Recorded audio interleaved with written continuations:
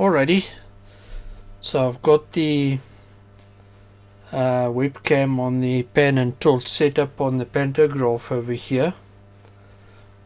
So I've got three setups for it. I've got this view over here, which you can see at the moment.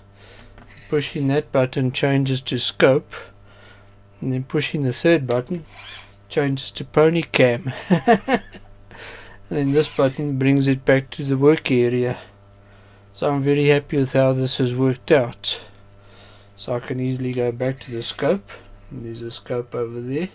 Very good. And then when I'm busy over here, I want to show you what I'm doing here. Change it back to that.